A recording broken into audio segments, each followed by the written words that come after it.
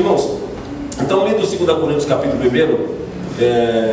lendo até o verso 11, eu gostaria de chamar a atenção dos irmãos para algo que se encontra no verso de número 8, quando o apóstolo Paulo diz: olha, porque nós não queremos, irmãos, que ignoreis a tribulação que nos sobreveio na Ásia, pois que fomos de sobremaneira oprimidos acima das nossas forças, de modo tal que até da vida desesperamos.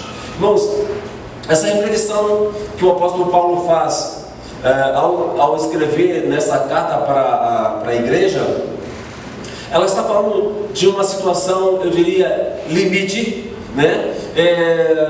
Que vai, como diz ele, que foi além das forças, além daquilo que eles podiam suportar, dada a situação que eles se encontravam ali na Ásia. E isso me trouxe, na verdade, uma preocupação. Uma preocupação por quê? Nós estamos falando da vida ministerial do apóstolo Paulo.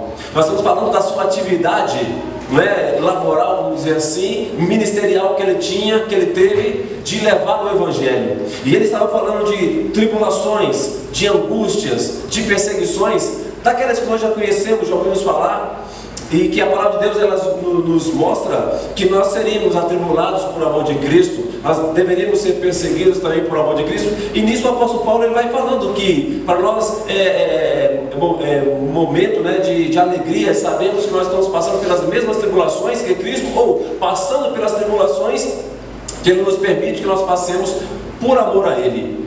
Mas não obstante a isso, irmãos, eu gostaria de chamar a atenção dos irmãos, porque o apóstolo Paulo estava falando de algo que estava acima das suas forças, e que isto chegou numa situação que eu diria que seria uma situação insustentável, uma situação de estresse, e uma situação que ao ponto de desesperançar, ou seja, perder a esperança da própria vida, ou saber que estariam prontos a morrer naquele exato momento, ou naqueles momentos de tribulação que eles estavam passando, que não tinha mais como mudar aquela situação, ou coisa parecida como esta. E nisso nós estamos falando de vida ministerial. Vida ministerial ou vida congregacional, não é que todos nós nos envolvemos nela, estamos inseridos nela. Ela também não pode chegar numa situação como uma situação de tamanho estresse, de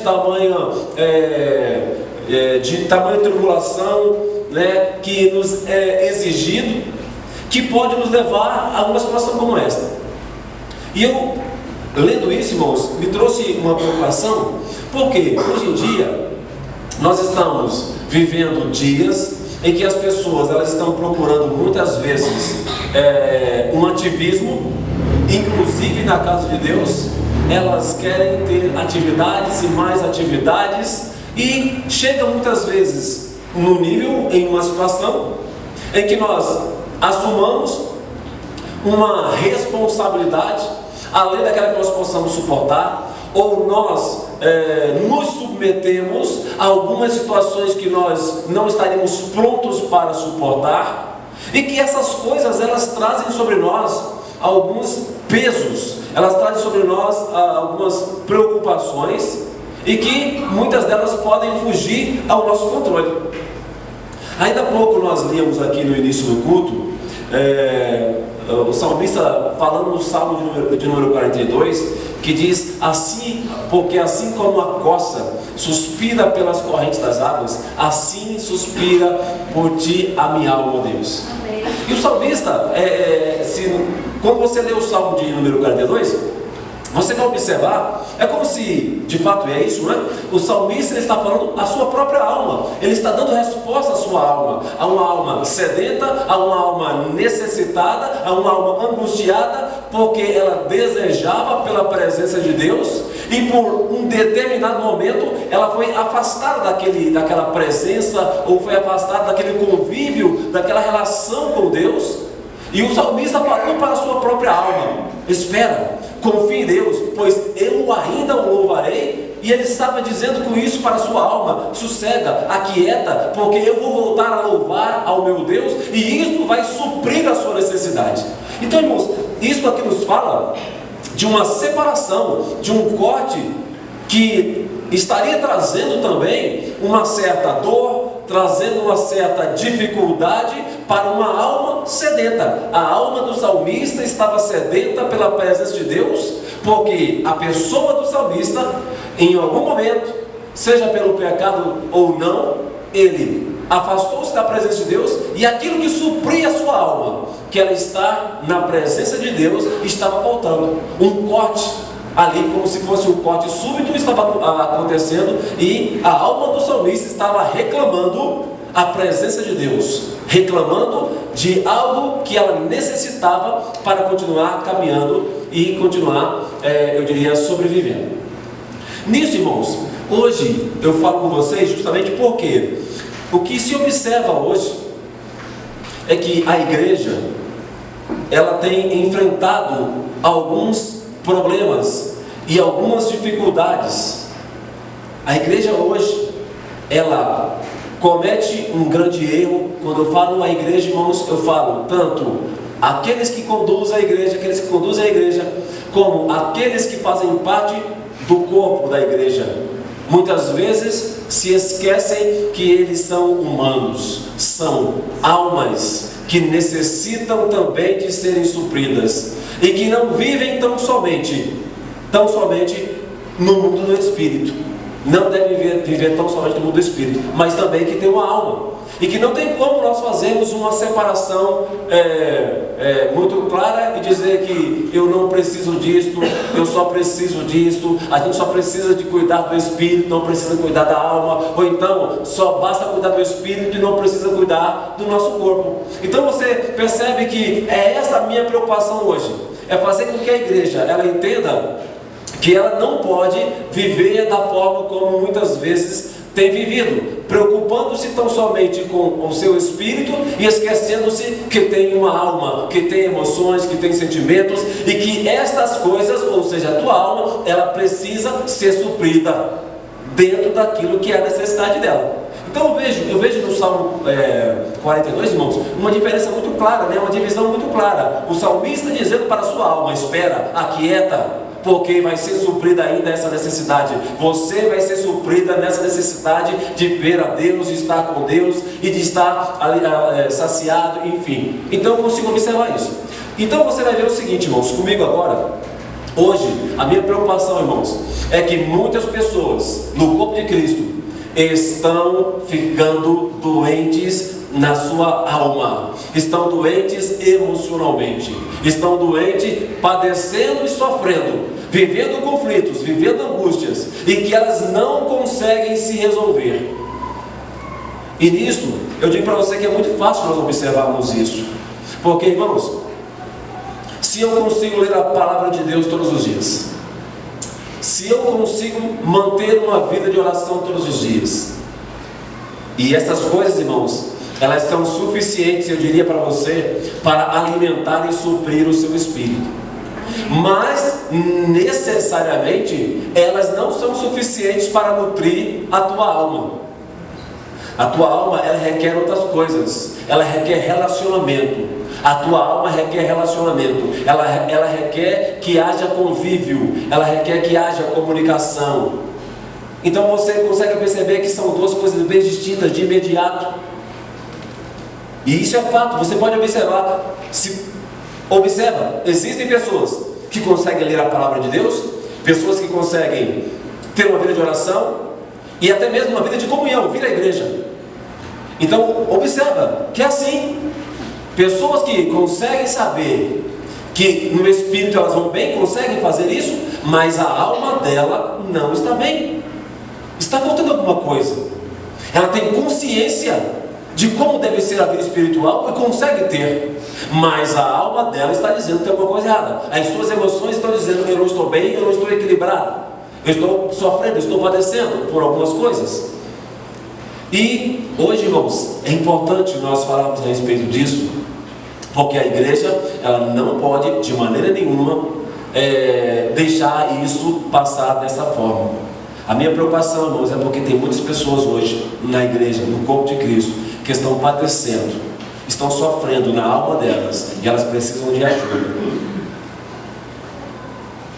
Nós tivemos um tempo, eu já falei sobre isso, quero repetir um pouquinho disso aqui. Nós já tivemos um tempo em que depressão, que é doença dos últimos tempos, depressão é uma coisa que muitas pessoas diziam a respeito de cristão: isso é fricote, isso é só para quem não tem Deus. Mas estas coisas, falando de depressão, por exemplo, é coisa que é comum se ver dentro da casa de Deus. E a pergunta deve ficar: por que pessoas que conhecem a Deus, pessoas que entregaram suas vidas ao Senhor Jesus, o têm como Senhor e Salvador, e elas se encontram nesta situação? Por que elas estão vivendo uma depressão? Por que então elas estão escondidas ou presas, por exemplo, deixando um pouquinho da depressão, mas vai na mesma linha? Por que pessoas hoje elas estão presas, enclausuradas, por exemplo, no medo?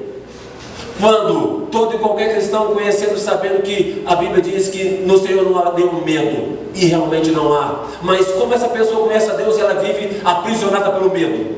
Como essa pessoa conhece a Deus, aquele que diz a palavra do Senhor, que Ele é um Deus de novidade de vida, é um Deus que se renova a cada manhã, é um Deus de alegria e é um Deus de paz? Como nós podemos encontrar hoje cristãos que se encontram em depressão? Então você é capaz de entender que são duas coisas bem distintas. E estas coisas hoje, irmãos, elas têm levado muitas pessoas a desesperançarem da sua própria vida. Assim como o apóstolo Paulo falando sobre essa tribulação, sobre luta tamanha, sobre tamanha resistência, que foram acima das suas próprias forças, ao ponto de chegar a uma situação de desesperançar da própria vida, perder a esperança da própria vida. Você vai entender o seguinte: espera aí. Falando a respeito, por exemplo, de Judas, que nós conhecemos a história, que se encontra em Mateus, lá no capítulo 27, nós conhecemos a história de Judas, que traiu Jesus, que a palavra de Deus assim nos fala. E a Bíblia diz que aquele homem, dado a uma situação de remorso, não é arrependimento, é remorso, diz a palavra, um entristecimento que o mundo lhe trouxe, mas que não pôde produzir vida na pessoa. Remorso é um entristecimento, segundo o mundo, que não pode produzir vida na pessoa, mas produz morte. E de fato, nós vemos que Judas, a Bíblia diz que ele foi para se enforcar, e se enforcou para lá. Mas Judas estava vivendo com Jesus, ele conhecia que era Jesus, sabia que ele era o Messias, ele já vira muitos milagres, ele vira Jesus trazer paz, tranquilidade, curar enfermos, todas essas coisas. Mas isso não foi suficiente para que Judas pudesse nem traí-lo e muito menos chegar ao suicídio. Irmãos, vocês sabem que esta palavra suicídio ou morte, nesse aspecto, não é uma coisa muito bem comunicada, né? Não se fala muito a respeito disso. Evita-se falar a respeito disso para não promover essas coisas, para que pessoas não aprendam como possam atentar contra a própria vida e usar os mesmos expedientes contra a própria vida. Então não se divulga muito. Mas é importante, irmãos, também nós entendermos. Hoje, por exemplo, eu recebi um texto, né? Um texto que veio aí pelo WhatsApp e passaram, um outro pastor havia passado, para vocês perceberem, irmãos, aquilo que outrora parecia uma coisa distante da igreja. Eu falo de depressão, eu falo de medo, eu falo de angústias, essas coisas que nós dizíamos que ela não atacaria a igreja, e isso hoje nós vemos facilmente dentro da igreja. Quando se fala de suicídio, não, crente suicidar, cristão suicidar, isso não existe, porque quem tem Jesus, essas pessoas não suicidam. Mas hoje nós chegamos, irmãos, em situação, e eu falo desse texto que eu falo para vocês aqui agora, que já não é tão distante assim, porque essas coisas, elas não só acometem os membros, mas acometem até pastores. Pastores hoje que cometem suicídio. E diz um instituto que 70% dos pastores hoje estão lutando constantemente contra a depressão. 71% se dizem esgotados.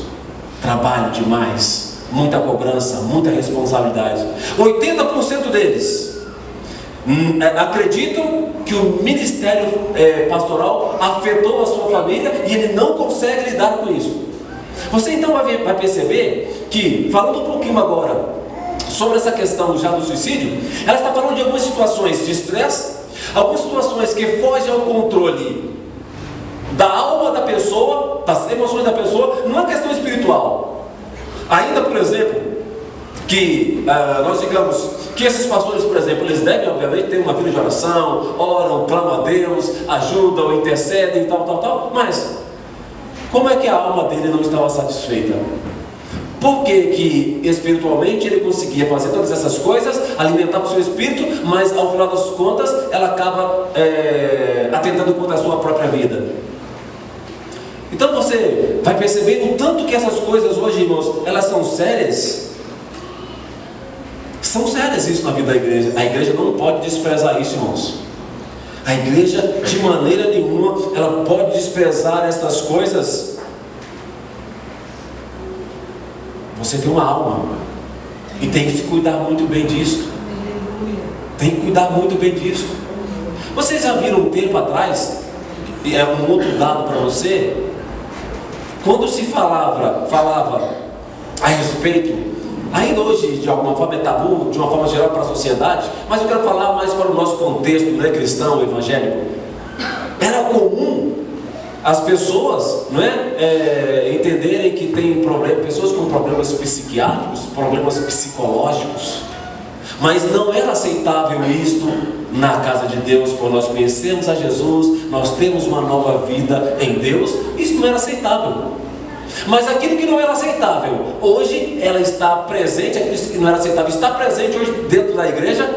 Aquilo que não se admitia, cristãos com problemas psiquiátricos, problemas psicológicos, até por entender que eles conhecerem Jesus, terem uma vida espiritual, e isso fosse suficiente para que elas pudessem estar muito bem equilibradas.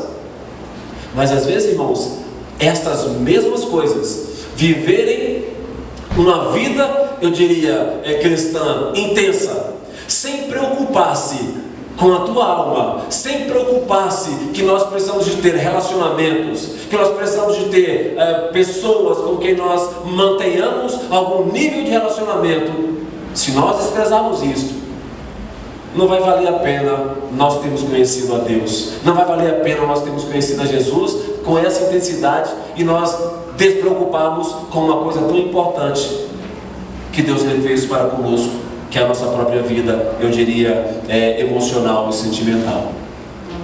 Então, eu quero mostrar para você que existem, irmãos, algumas situações, falando sobre essa questão psiquiátrica, psicológica. Era inadmissível aceitar isso. Era inadmissível cristãos, por exemplo, viver debaixo de medicamentos, por exemplo, controlado. Cristãos que não conseguem dormir, não conseguem dormir, não conseguem ter paz, enfim, todas essas coisas, irmãos. O que é isso? É que muitas vezes a igreja, ela despreocupou-se que ela tem uma alma e que essa alma precisa ser muito bem guardada, muito bem cuidada.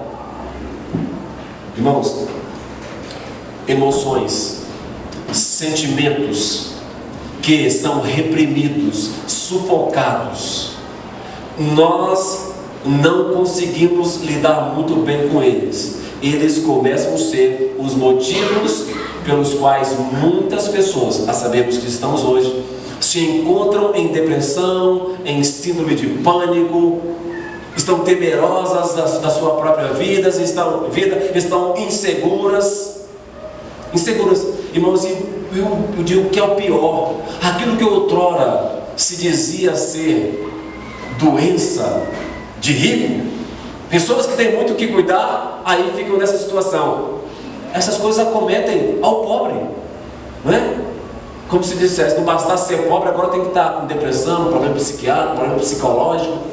Olha, irmãos, é sério, é sério. A igreja não pode brincar com isso. Não pode. A igreja não pode brincar com essas coisas, pois essas coisas, elas destroem o homem, acabam com a vida do homem. E é tão fato, irmãos, que eu estou dando um exemplo a respeito aqui. Judas, ele fez isso. O que foi aquilo lá, irmãos? Uma situação que Judas não pôde suportar. Uma situação que Judas não pôde suportar. Vamos falar sobre ela. Mas nós vemos também outras situações a exemplo disso. A Bíblia diz que, a exemplo de Saul, um rei ungido, escolhido por Deus, a Bíblia diz que ele viveu debaixo de depressão. E nós conhecemos a história de Saul, por qual motivo ele viveu naquela situação de depressão, ao ponto que ele precisava que viesse o garoto para tocar a sua harpa, para cantar e para espantar aquele problema depressivo que ele vivia, aquele medo, aquela angústia que estava sobre ele. Era isso que acontecia. Era isso que acontecia com Saul, depressão. Você não pode desprezar. Os irmãos lembram de Aitofel? Aitofel era um dos conselheiros de Davi que estava ali, e que a Bíblia diz, em uma dada situação que nós conhecemos, pelo pecado de Davi, a situação que aquele homem ficou, eu diria, num sentimento de vingança e muitas outras coisas mais. O que aconteceu com aquele homem? A Bíblia diz que aquele homem depois, ele se enforcou.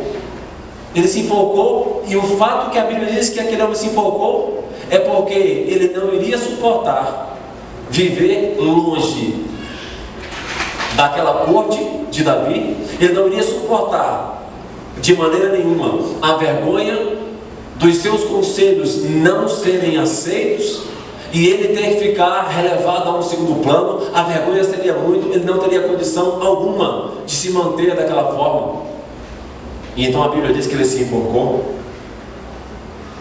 Nós conhecemos a história, a Bíblia diz daquele padeiro, chefe, padeiro do faraó, que José falara a respeito dele, juntamente com o copeiro. Mas a Bíblia diz que aquele padeiro, sabendo da sentença que tinha para ele, ele ia ficar preso. A Bíblia diz que ele se enforcou porque ele não suportou viver mais uma vida daquela forma, ele não podendo estar mais ali naquele lugar de destaque. E a Bíblia diz então que ele também se enforcou. Você já tentou contra a sua própria vida? Irmãos, essas coisas eu gosto de ver. A Bíblia diz que o próprio Saul, aquele homem depressivo, a Bíblia diz que em batalha ele também atentou contra a sua própria vida.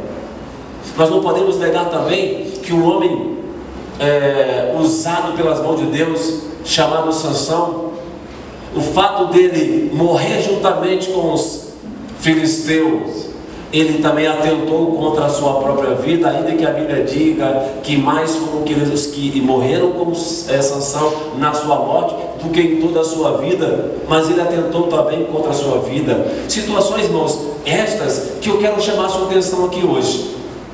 São situações de estresse, são situações de enfado, situações que muitas vezes as pessoas desprezam, e elas vão carregando, vão conduzindo a sua vida, e depois elas não entendem por que elas se encontram assim, deprimidas, temerosas, angustiadas e tantas outras coisas mais, levando essas pessoas muitas vezes à falência, à morte em si. O apóstolo Paulo, ele ao falar disto, que o que ele estava fazendo chegou ao ponto de desesperançar, perder a esperança da sua própria vida. E nós estamos falando, irmãos, de cristãos. É fato que o apóstolo Paulo não se matou, não suicidou. Ele quis dizer, tamanha era a angústia que estava vivendo, tamanho era o estresse que ele estava conduzindo a sua vida por causa da obra de Deus. Eu estou falando por causa da obra de Deus, de uma parte espiritual, que chegou um momento de ele até mesmo desesperar pela sua própria vida. E eu quero chamar a sua atenção para alguns fatos, irmãos, interessantes. Eu fiz um levantamento só para que pudesse atestar. Isso aqui é um levantamento geral, não é específico para um povo, né? O povo para o segmento cristão. Mas eu fui ver, até 2013, Brasília era a terceira capital em suicídios do Brasil. Terceira capital em suicídio do Brasil, até 2013, a terceira capital. Com mais de 176 pessoas mortas até aquele presente. Fala, mas é muito pouco. Não, atentar contra a própria vida e estarmos em um número como este não é uma coisa pouca, não. São Paulo com mais de 556 mortos em 2013, até 2013, falei sobre, quando se levantar essas estatísticas de morte por suicídio, não sabemos quem eram as pessoas. Não fui ver a sua faixa etária, mas eu quero falar um pouquinho sobre isso aqui hoje. Porque, irmãos, isto também tem que ser uma preocupação da igreja. Nós não podemos ir, precisamos ir longe não. Os irmãos sabem que aqui na nossa cidade é comum nós temos pelo menos 1, 2, até 3 suicídios aqui, quase que anualmente. Os irmãos sabem disso? Aqui acontecem essas coisas. Mas e por que muitas vezes nós não sabemos? Justamente por causa disso, irmãos. Não se ventila muito a respeito disso, não se fala muito a respeito disso, para que não incentive as pessoas. Mas o fato é que nós temos isso dentro da nossa cidade hoje. Pastor, isso é um espírito de morte? Sim, é um espírito de morte. Mas é por um descuido que as pessoas têm com a sua própria alma. Um descuido que as pessoas têm em não valorizar, não preocupar-se com a sua própria vida emocional. E cuidam muitas vezes da sua vida espiritual e esquecem da sua vida sentimental, emocional. É essa a minha preocupação hoje, irmãos. A igreja tem que ter essa preocupação hoje. Então, falando sobre isso agora, irmãos, eu quero chamar a sua atenção. Vendo nessas pesquisas, eu fiz um levantamento dentro disso aqui que nós estamos falando, desses alguns exemplos bíblicos que nós estamos vendo aqui. Primeira coisa, irmãos, que levam as pessoas a entrarem em depressão, em síndromes de pânico, de medo, e por consequência final, algumas delas chegam ao suicídio. Primeira coisa, irmãos, que eu digo é decepção muito grande, tanto com as pessoas como consigo. Pessoas que começam a exigir demais de si. Pessoas que começam a exigir demais de si. Elas cobram a si mesmas. Elas não admitem errarem, por exemplo. Elas não admitem que essas coisas elas não possam funcionar ou ser desse mesmo jeito. Pessoas então que se decepcionam com as pessoas e se decepcionam consigo mesmas. São francas pessoas, francas candidatas a se tornarem depressivas, viverem debaixo de síndromes, viverem debaixo de remédios controlados. Irmãos, e o que mais me impressiona é que são pessoas, como dizem, né? São pessoas que estão vivendo normalmente, está tudo tranquilo, e da noite para o dia as pessoas perguntam: como essa pessoa ficou desse jeito? Como é que essa pessoa se encontrou num quadro como este? Não foi da noite para o dia, irmãos. Não é da noite para o dia que essas coisas se processam na vida das pessoas, não mesmo. São coisas que vêm desenvolvendo, e que a nossa alma não consegue suportar. As nossas emoções, elas não conseguem suportar. Não é da noite para o dia que alguém resolve cometer, por exemplo, um suicídio, não. É uma coisa planejada, posteriormente é planejada, mas ela vem em um quadro em que vai acontecendo, e que no final elas vêm assustar as pessoas que estão com ela, porque as pessoas nunca pensaram que essa pessoa fosse capaz de fazer tamanho ato contra si mesma. Mas estou falando da tua alma. É importante você entender isso. Pessoas que têm decepção muito grande, não é uma decepção qualquer, uma decepção muito grande com as pessoas e depois consigo mesmo. Irmãos, falando de decepção muito grande com as pessoas, eu quero chamar a atenção para você aqui. Olha, não deposite demais a sua confiança nas pessoas. Não deposite demais, porque isso vai frustrar você, vai decepcionar. Eu tenho sempre dito aqui, não quero exagerar, Eu não quero ser nunca você. Mas eu falo, olha, irmãos, não ponha confiança em mim. Não olhe para mim como um super-homem. Longe, muito longe. Para que depois você não venha se decepcionar. Para que você não venha se frustrar grandemente. Coloque os seus olhos em Jesus. É nisso que você tem que olhar, é nele que você tem que se espelhar. Porque eu posso decepcionar, eu posso frustrar você, ou qualquer uma outra pessoa que você ponha nela toda a sua credibilidade, toda a sua confiança. Eu estou dizendo para você que pessoas que se decepcionam com outras pessoas, elas muitas vezes se aprofundam em uma crise de depressão, de síndrome de pânico. Elas começam a viver debaixo de remédios controlados, coisas essas que elas nunca pensaram viver, situações como estas. E o final triste muitas vezes é este. Eu quero chamar a sua atenção. E você que é uma pessoa que se cobra demais, irmãos, cobrar demais não é uma virtude daquelas pessoas que pensam ser pessoas perfeccionistas. Não é uma virtude. Eu estou falando de alguma coisa que isso faz mal para você. Tem pessoas que se cobram demais. Ela quer dar demais, ela precisa dar demais. Elas acham que elas são as salvadoras da pátria. Elas acham que elas precisam dar mais. As pessoas estão esperando delas. Então elas se exigem demais. E quando elas se frustram, quando elas se decepcionam, elas não suportam essas coisas. Eu quero dizer para você que hoje o Evangelho pode estar dentro de você, mas você não pode de maneira nenhuma esquecer da sua própria alma. Que você é uma pessoa humana, que você tem sentimento, que você não é uma máquina, que não precisa, que só precisa de ser ou da corda, ou precisa só de alimentar, de colocar na força e ela vai funcionar. Você não é máquina, você é uma pessoa humana. Então você não despreze isso. Algumas pessoas, irmãos, é inacreditável, né? Mas uma pessoa que ela passa, por exemplo, por uma vergonha muito grande, ao ponto dela não ter cara para encarar as pessoas, a vergonha, passou uma vergonha, alguma coisa que ela fez muito errada, e ela não ter cara para poder estar ali demais, passa uma vergonha muito grande. Acontece. Elas podem ir para este mesmo quadro, e eu estou falando de pessoas conhecendo a Deus, irmãos. Conhecendo a Deus, passaram uma vergonha muito grande, ao ponto dela falar assim: eu não vou conseguir encarar mais as pessoas, é melhor eu dar cabo da minha própria vida.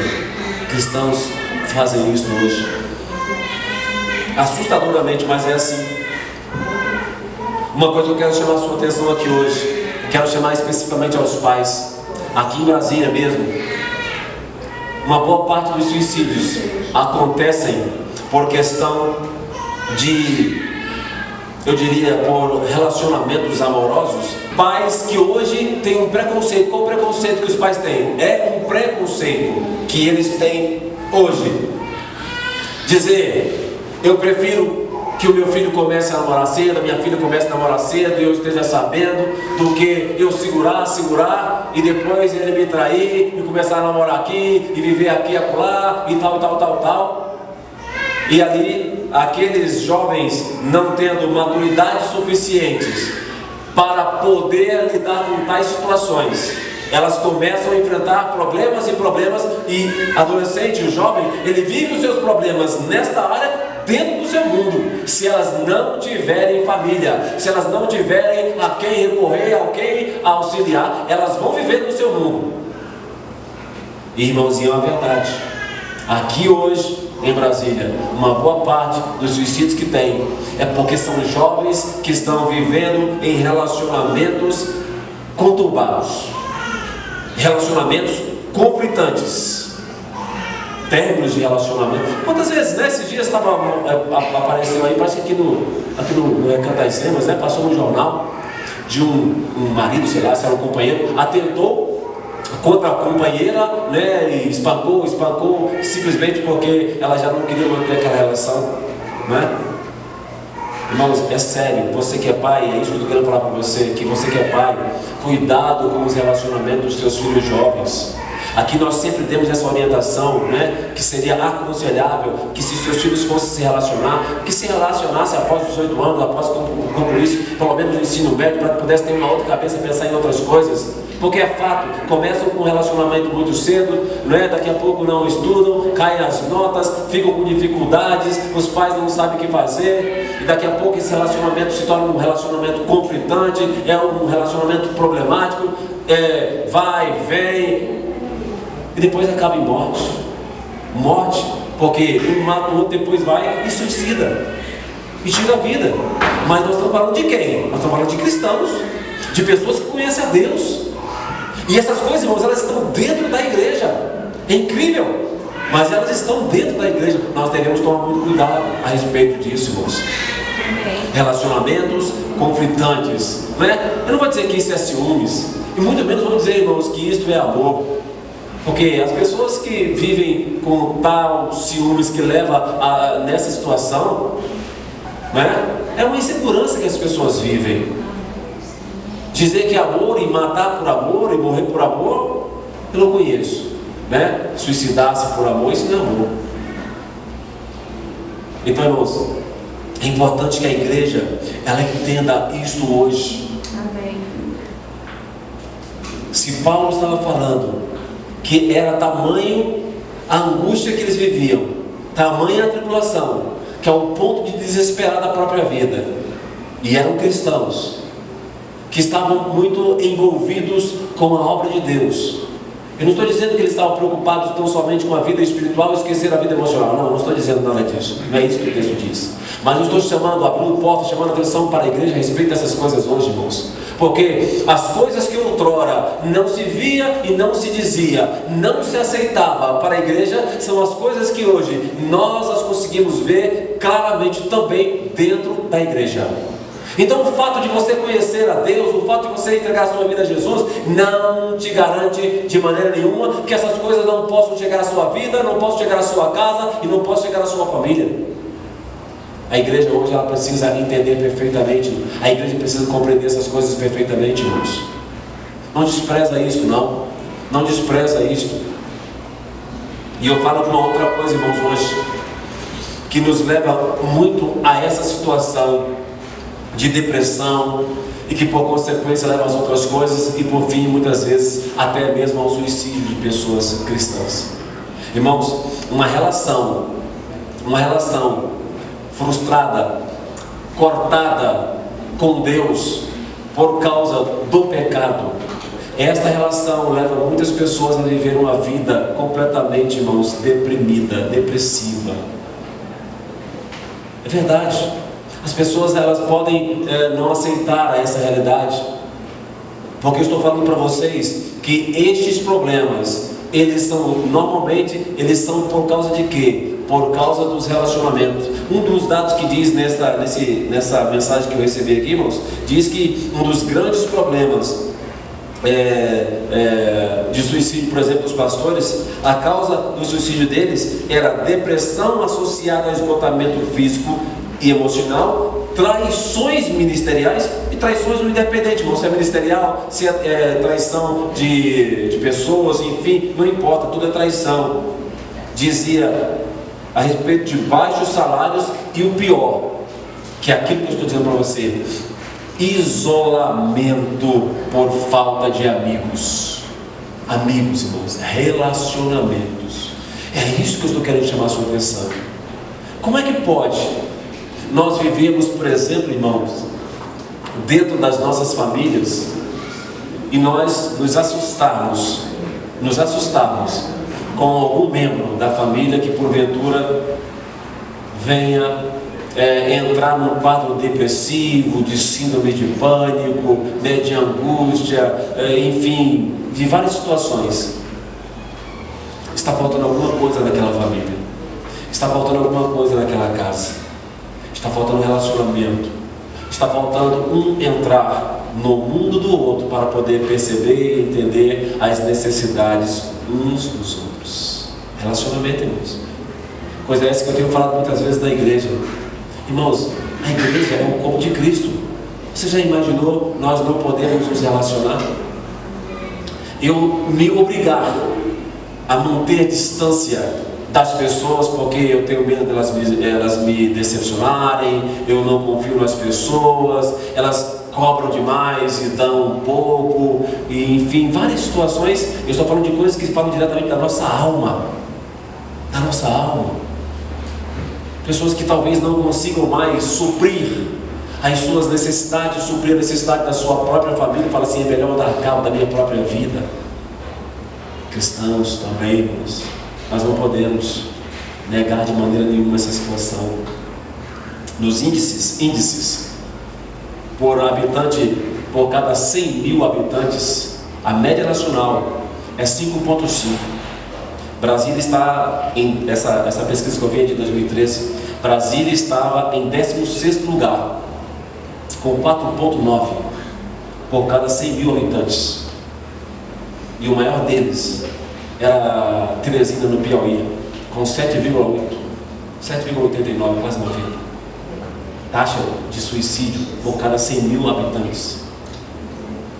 E eu vou repetir: entre eles poderiam estar cristãos, poderiam estar pessoas evangélicas, poderiam. É uma amostragem.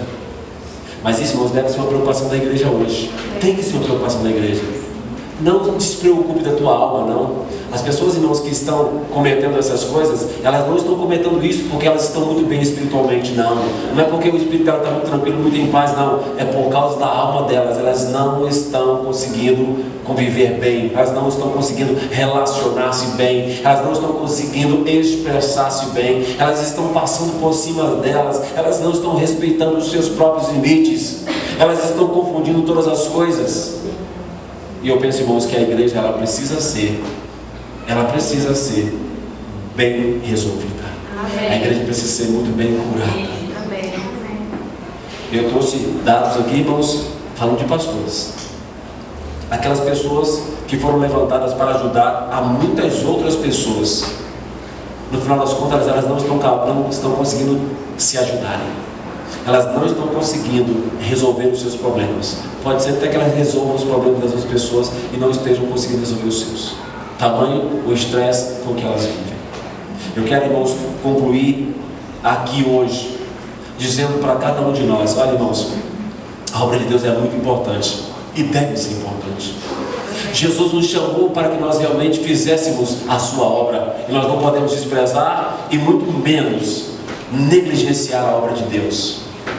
Mas o que eu quero que você se preocupe hoje é que você tem uma vida além desta, que é específica para cuidar da obra de Deus. Amém. Você tem uma vida particular, você tem uma vida íntima, você tem uma vida familiar, que você deve cuidar, deve prestar bastante atenção. Você não pode se anular em detrimento de outras pessoas, porque isso, irmãos, não demonstra nenhuma forma de amor. Amém. Não demonstra. Porque a Bíblia diz que para eu amar o próximo, eu tenho que amar a mim mesmo. E quando eu me anulo, quando eu me fecho, quando eu só penso nas outras pessoas e não penso em mim, eu posso estar morrendo, padecendo, e as outras pessoas recebendo a vida. Eu só penso, irmãos, que a única pessoa que precisava fazer isso, ela já veio, ela já fez isso. Jesus já fez isso por nós. Ninguém aqui precisa dar a vida por ninguém. Você não precisa dar a vida sua pelo seu esposo, pela sua esposa, pelo seu pai, pela sua mãe. Não, você não precisa dar a sua vida por essas pessoas. Não precisa. Nisto, o que eu estou querendo chamar, irmãos, a atenção, é que muitas pessoas hoje estão vivendo a vida das outras pessoas e depois se frustram e se decepcionam porque entregaram as suas vidas pelas outras pessoas e elas não corresponderam. As pessoas vão suportando até o ponto que elas não suportam mais. Entram num quadro depressivo, num quadro, né, de pânico, e elas vivem ali com problemas, né, por muito tempo, se elas não conseguirem resolver. É importante que você olhe para a tua vida hoje. A obra de Deus ela precisa ser feita, com toda certeza. Mas é importante que você olhe para a sua vida hoje. E eu quero concluir dizendo o seguinte: se você está vivendo debaixo de alguma situação que você vem se anulando o tempo todo, se você está vivendo debaixo de uma situação que você está vivendo a vida de outras pessoas e você não está vivendo a sua, ou seja, não está se preocupando com a sua. Eu quero dizer que isso é sério e você é um franco candidato a se tornar uma pessoa depressiva, se tornar uma pessoa que venha viver talvez debaixo de algum medo, de algum pânico. Você pode ser, sinceramente, uma pessoa, um paciente psiquiátrico, se você não tomar cuidado. E não importa se você é cristão, não importa se você conhece a Deus. A nossa máquina, irmãos, ela não suporta muita coisa. Ela suporta, mas ela não suporta muitas coisas. Cuide da sua vida emocional. Amém. Não despreze a obra de Deus. Não despreze. Faça. Mas também lembre-se que você tem uma vida, tanto social como familiar. Tá certo? Amém. Eu ontem, por exemplo, reuni aqui com alguns homens e dizia a eles que eu preciso cada vez mais deles com responsabilidade para fazermos o que nós estamos aqui para fazer pela obra de Deus, mas dando a eles também todo o cuidado que nós devemos ter com a nossa casa em primeiro lugar, com a saúde da nossa casa, com a saúde da nossa família, com a nossa saúde emocional. Temos que ter esse cuidado hoje, irmãos.